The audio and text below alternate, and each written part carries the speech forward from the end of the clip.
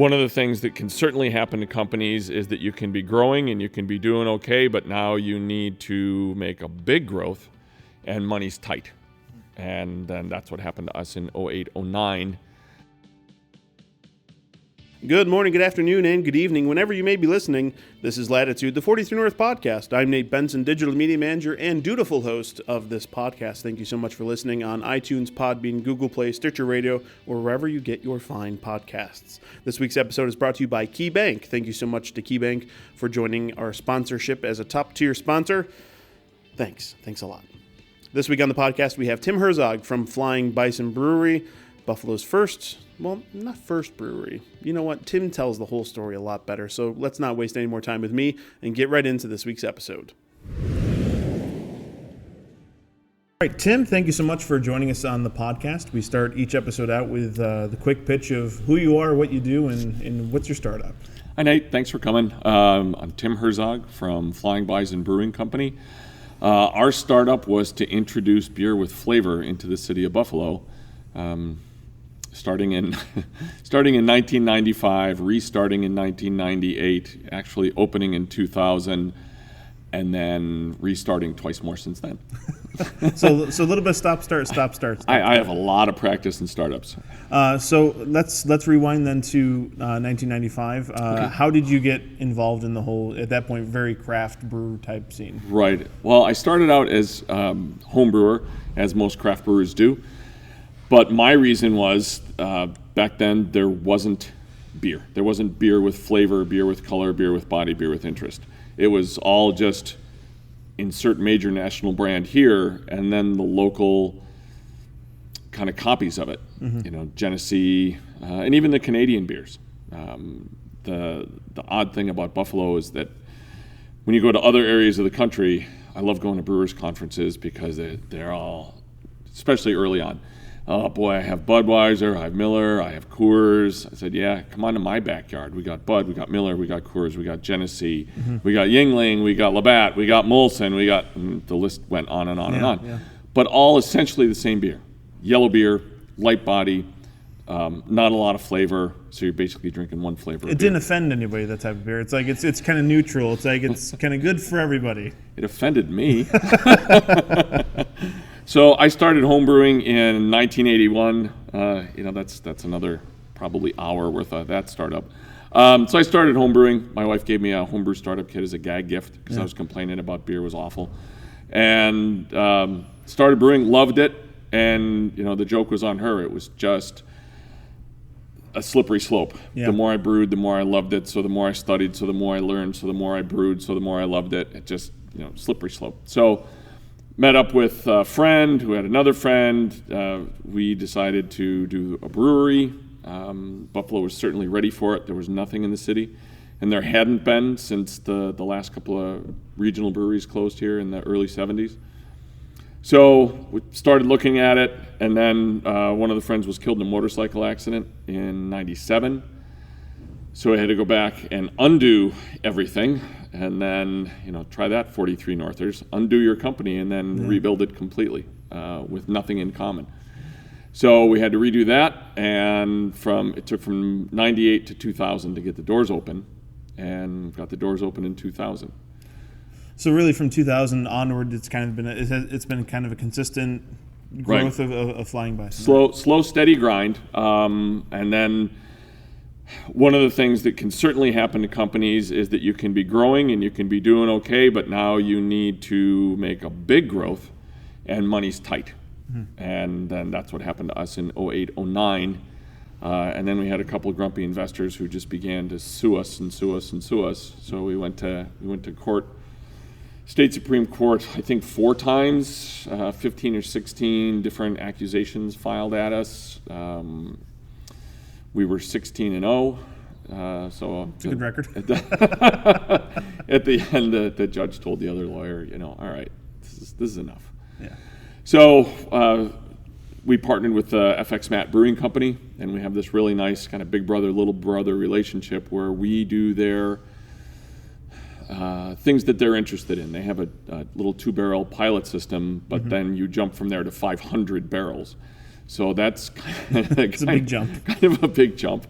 You need really good sneakers for that one. Yeah. So we've been helpful for them. And then anything that we grow above a certain size, we just take it down there and we go down and brew it down there. Mm-hmm. So we're brewing, for instance, Rusty Chain. All the equipment we have here in the brewery is not enough to brew Rusty Chain for 30 to 35 days for the city of Buffalo, for just Erie and Niagara County. Right. So we brew it down at FX Matt Brewing Company, 400 or 500 barrels at a time, depending on the month, and we run from there. So it's a really great relationship, and my favorite part about that was people saying, well, it's going to change, and the beer's not going to be as good, and you're not going to, and so while I was standing there having that conversation with a person, I say, so you're concerned the Rusty Chain you've got isn't going to be as good. Yeah, that's going to be, I don't know, it's going to be thinner or waterier, whatever the complaint's going to be. And so my favorite answer is, well, they've been making it down there for 3 years. What? And you didn't even notice it. So we're doing okay. We're all right. We're on the road.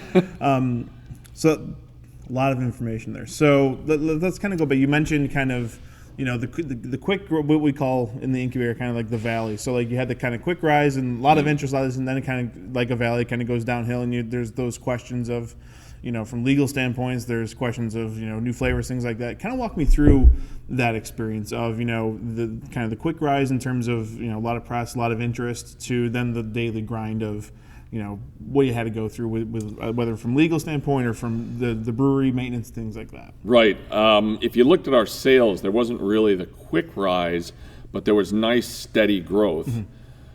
But the problem in beer and brewing is it's so equipment intensive.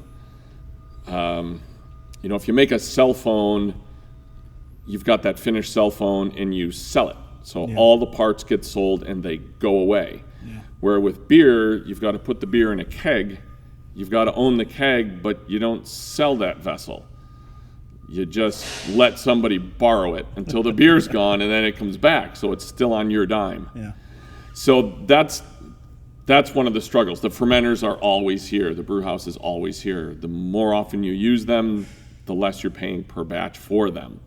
So that's the struggle with small breweries. Unless you've got a big bucket of money to dip into, and we surely did not. Yeah. When we opened May 1st of 2000, we had under $500 in the checking account. So not a lot of wiggle room. try and plow forward on that. And then, by state law, you've got to give people, New York state law, you had to give people 30 days to pay you. So you've got a very successful bar that may buy your beer and they just don't feel like paying you, so you get strung out to 29 and a half days.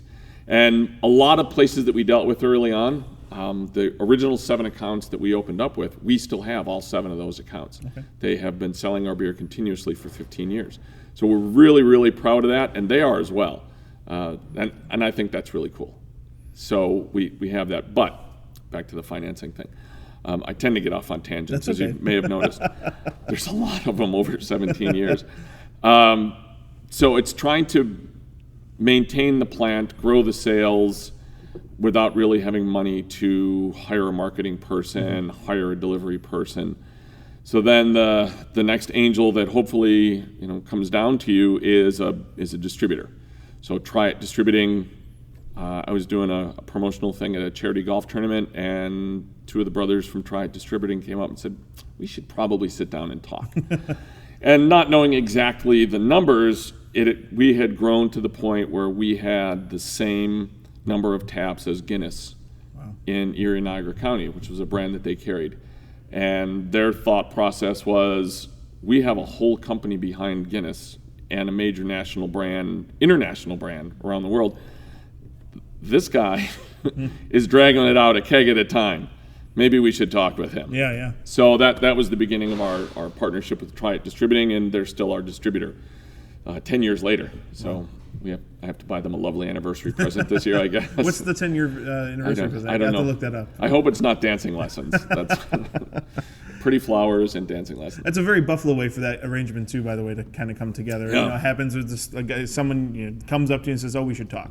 Yes, one of the many nice things about Buffalo, I was doing that same charity golf tournament yesterday, and some folks came up to me that own a hotel and a couple of other businesses that sell beer, and they said, we should talk. We have a concept. We should. And they didn't. They were out playing golf. They didn't have cards on them. I just happened to have a couple of business cards in my pocket. Make sure you always have business cards in your pocket, because it's when you don't carry them that you really want them. Yeah. So gave them cards. Should have an email today, and we'll start the meeting, and hopefully it'll turn into something fun. What's been the kind of the most rewarding aspects in starting in 2000?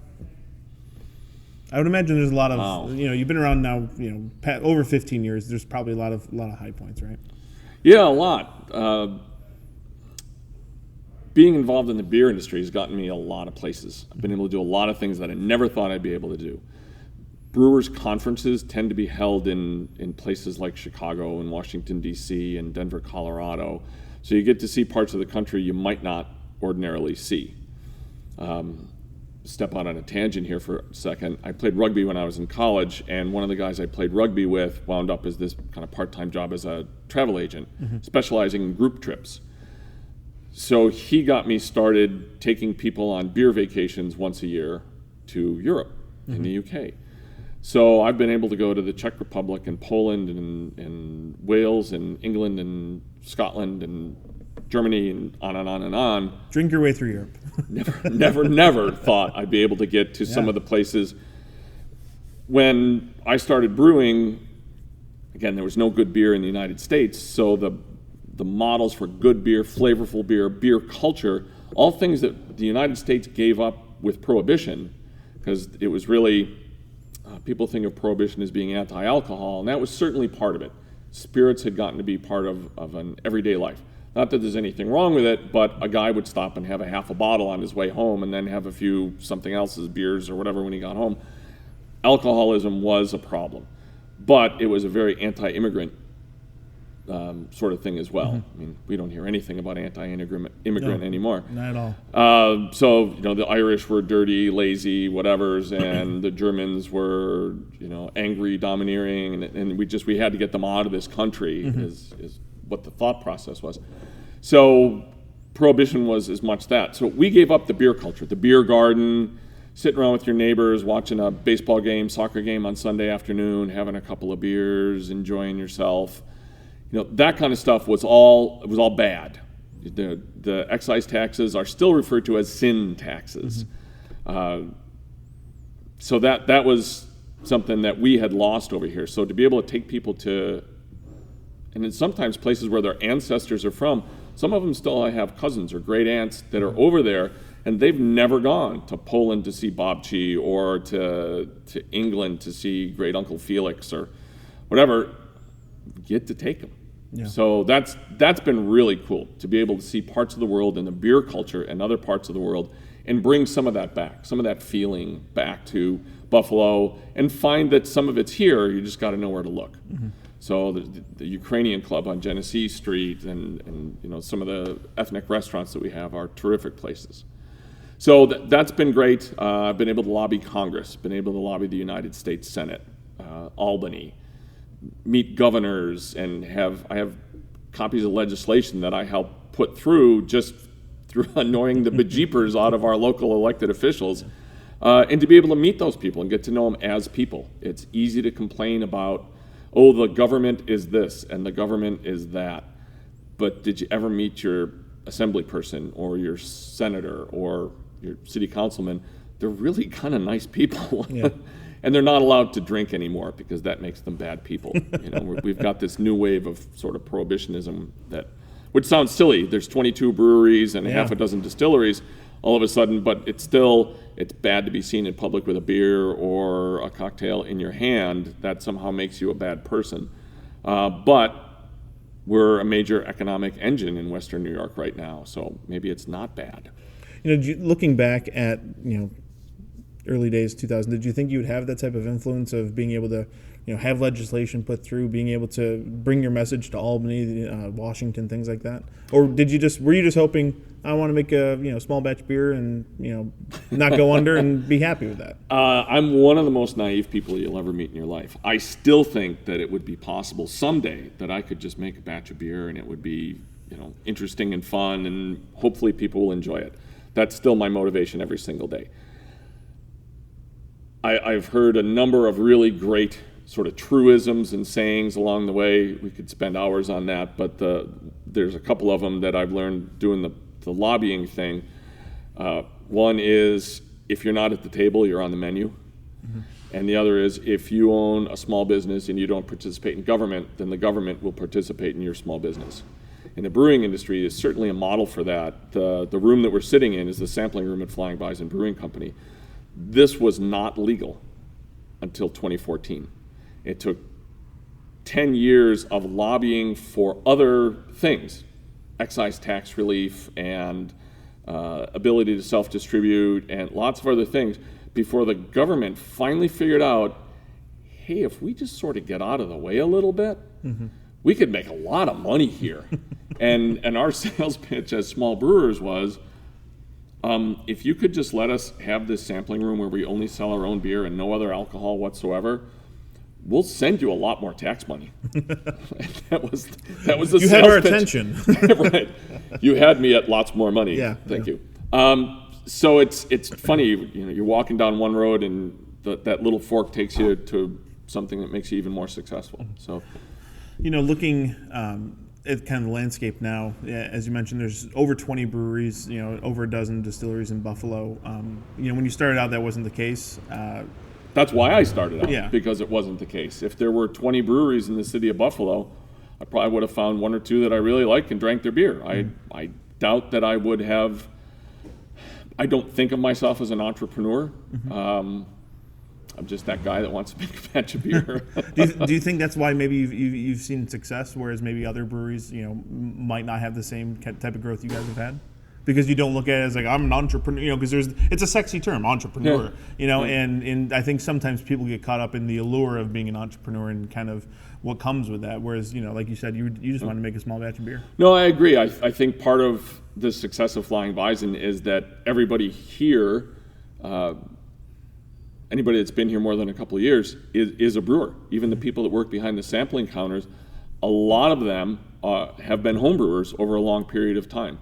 So if somebody comes in and says, I tried making beer and this didn't work or that didn't work, hey, bring a bottle. And even the people behind the counter can taste it and go, oh, this was no big deal. You just used black malt. You should have used chocolate malt or something of that nature. It's something relatively small. We can help people find the beer that they like. And we often get, well, I don't like beer. Well, try a taste of this. This doesn't taste like what you think it's going to taste like. Well, this is really good. Well, I'm sorry to break this to you, but now you really like beer. Sorry. Who knew? Right. What a surprise. Yeah.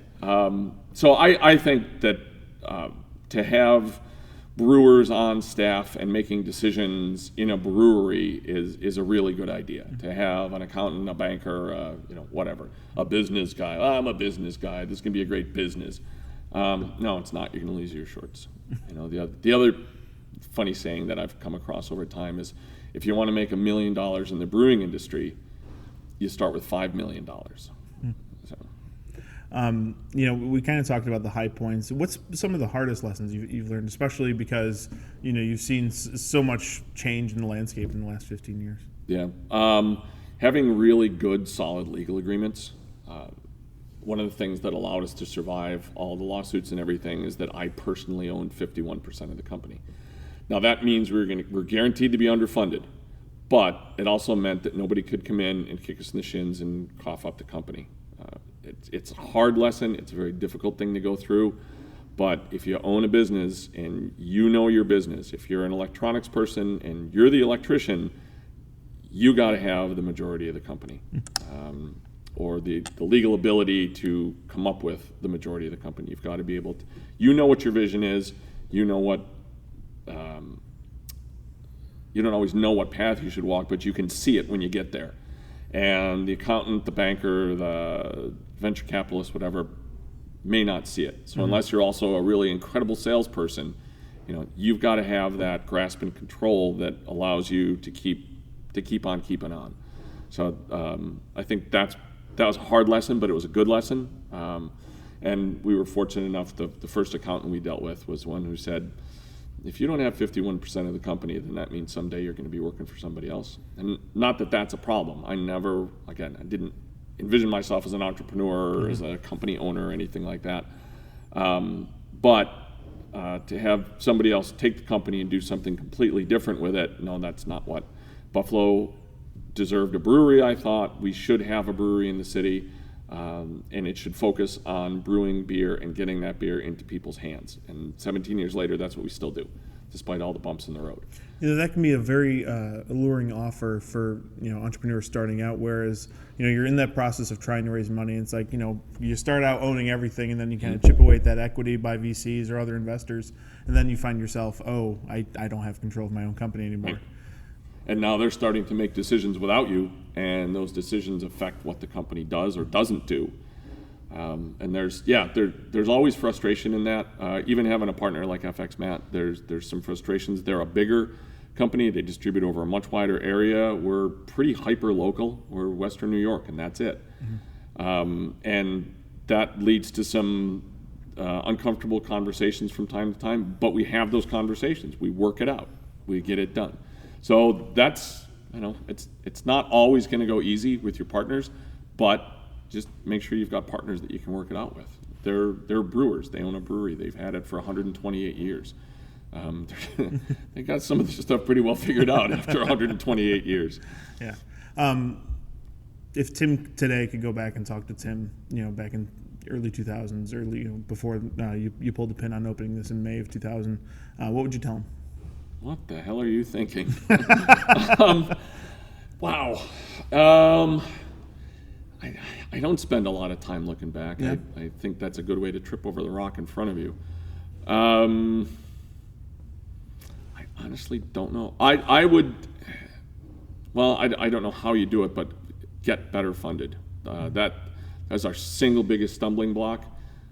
Get better funded. And in these days and times, I think there's more, I don't want to say there's more money to be had or that it's easier, because it's always difficult. But I think bankers, venture capitalists are more willing to listen to the entrepreneurs, because there's not a Ford Motor Company, huge industry anymore. GM ain't what it used to be. Bethlehem Steel is pretty much non-existent. So those kinds of companies with that money makes money situation just don't exist anymore. There's more risk that people are willing to take. Right, right. They're willing to do it with smaller amounts of money, but it's something to get you going. I think if we were trying to open today, the bank would have given us a larger piece of money with the equity we already had.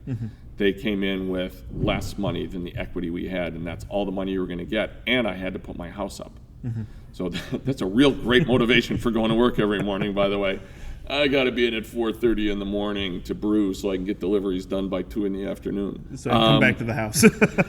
Yeah, I want to have a house to come back to sleep in for an hour tonight. So, but you could argue, though, that it's easier now because of the foundation of you and others made way back in the 2000s of getting these kind of things off the ground, right? The road's been paved. Yeah.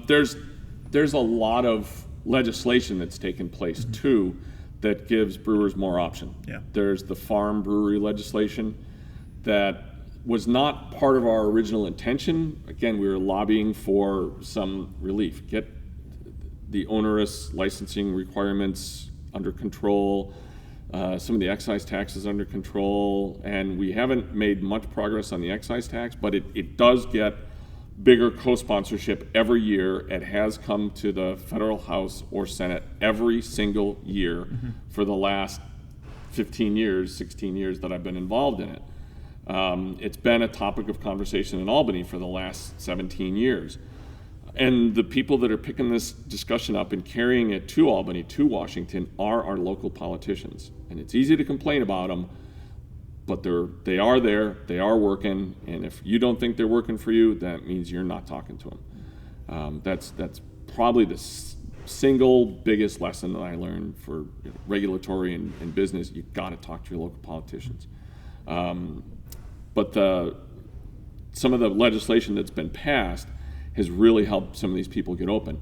A farm brewery license means they have to give you your license in 60 days. It took me over a year and a half. Wow. So, and that's a lot of capital spent in that year and a half on rent, on equipment. Yeah, making much money, yeah. Right. So, yeah, there's some things that have happened that have made it a lot, I don't want to say easier because that's almost an insult. It's not easy, but have made it more comfortable for new breweries, distilleries, bottle shops, beer stores to be able to come in, to open, and to start to turn some money right away. It seems like every other weekend now there's a new announcement of something new, brewery or distillery here in Western New York. It's like when you go out and buy a red car. Yeah. All of a sudden you see that same red car. Wait a minute. When did everybody buy a red car just like mine? Wrapping things up, in looking forward for Flying Bison, what's the future outlook? What's any major plans you want to reveal, or any hopes and aspirations you guys have? We're working on developing if you've been to the brewery, the kind of empty lot on the east side into some more comfortable outdoor space. People don't want to just sit indoors. They do want some of that outdoor space. They want some grass. They want some trees. As more people move into the city, they're living in apartments. There's not so much the yard. So don't worry about cutting the grass. I'll do that for you. So we're developing some outdoor space so people can sit indoors or sit outdoors, wherever you're more comfortable. So we're going to develop that and kind of get rid of some of the dust and the stones. Nice. So that's this summer's project. That's the big thing we're pushing on right now. As far as brands and styles of beer varieties, there's always something new. We've been working on new beer continuously for 17 years, and that's part of the fun of it. Have you made your best batch of beer yet? No. I don't think you ever do. Yeah. It's no painter dies thinking they've painted their masterpiece. Mm-hmm. I don't think any brewer dies thinking they've brewed the best beer they're ever going to brew.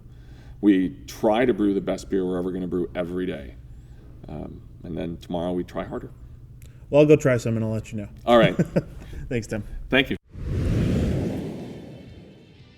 Thanks again to Tim for joining us on the podcast this week. Tim and Flying Bison are great patrons, great sponsors, and great friends of 42 North, and we really appreciate everything they do for us. And I hope that you enjoyed the episode. I thought it was a great conversation, a little insight into the startup brewing world. I know Tim's had a lot to do with that. Thanks for subscribing to our podcast on Apple Podcasts. Please, if you haven't already, leave us a review and a rating on iTunes, Apple Podcasts. It certainly helps with our rating and rankings within iTunes, and the more people who review and rank us, the more people who will hear this podcast, and that's the whole goal. Thanks again for listening to this episode. For 43 North, I'm Nate Benson, and we'll see you at the next one.